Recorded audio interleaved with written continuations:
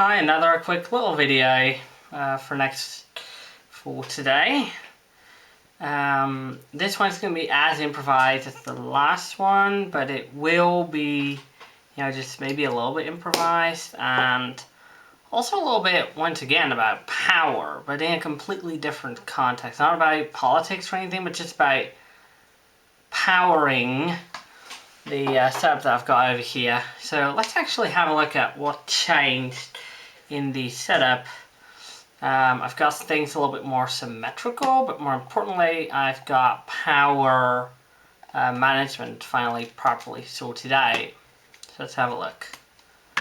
So if you are lucky and I'm not too lazy, you should now be able to see the photo of the old setup. I'm trying to adjust the camera a little bit to do the changes in the setup a little bit of justice. What does do quite a bit is, of course, the right hand side with all the audio gear, like the audio switch box. I've got the USB interface, and I've got my DSCAN UV202 I've did a video about before on that side. Of course, if we go to the far right, you see still the Yamaha KX60RS tape deck, the Philips MCD708 amplifier, powering the Philips MCD395 speakers, and the Akai turntable that I've got there. Over to the left, we have a Lenovo ThinkCentre computer, the optical drive that came along with it. I've put the power supply behind the optical drive instead of just letting it swim around on the ground. Got the thermo hydrometer with the clock, the Raspberry Pi internet radio behind there, and on top of that it's the USB switch box. So that's a bit more symmetrical that I've done after this year's cleaning. Of course, to the far left, covered by some other things, is the Barry P22 that I also did a video about before. So I'm going to zoom into that. Instead, I'm going to zoom right over there to a very recent acquisition. I've just had this since literally last week, and it works pretty well, if I can be honest. Before then, though, I've been happy using power strips much like this one. Just a cheap box with one master on-off switch here. Alright, but that doesn't mean I can turn on and off individual devices. I can just turn on and off the whole system. However,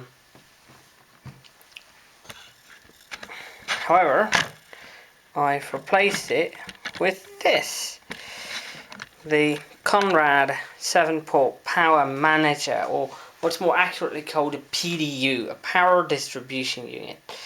And these are commonly used by DJs, I think, to power their equipment and stuff like that. I guess they're also used to power computers in data centers, which kind of shows a combination of those two over here.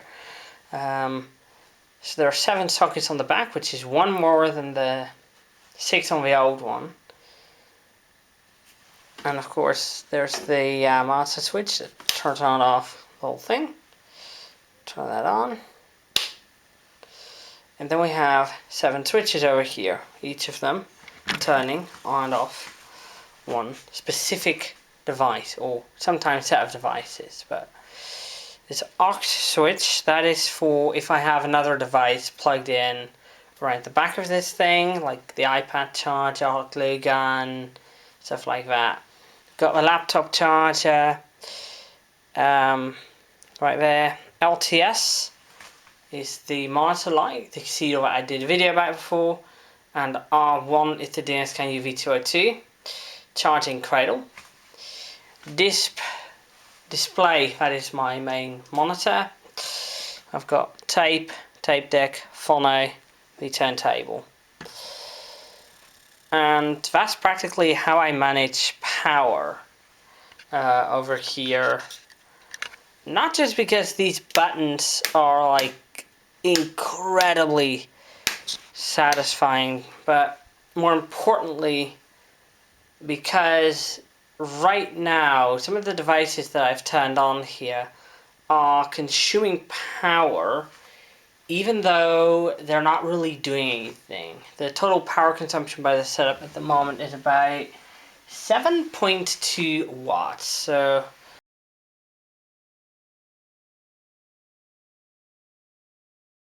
let's have a look at what's going on.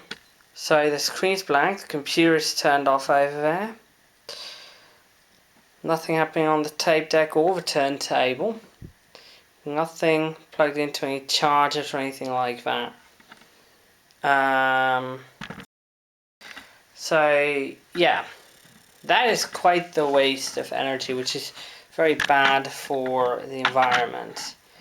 Also, should we ever like get a re-roofing, there is potential to add an aerial mast to the roof in addition to the installation of solar panels, and I can use this 7th socket to permanently plug in a amateur radio power supply, because not only does that take another plug socket, it's also dangerous to keep plugging all the time. Why? Well, because those are typically linear. Here is an example of a linear power supply, like the one used I've got here, and I use with the EP22. It is bulky because it dissipates a lot of heat, and that could potentially become a fire hazard under certain circumstances. The others just heat up the room, already heat waved state at the moment. So yeah, that's kind of how I manage the power situation of this setup. And so the last video before we're going to go on bicycle vacation, I think, for the moment. See you after that. Bye bye. I hope you've enjoyed this video. If you do, please give a thumbs up and share this video with all your friends, and perhaps consider subscribing to my channel. Thank you, and I'll see you next time.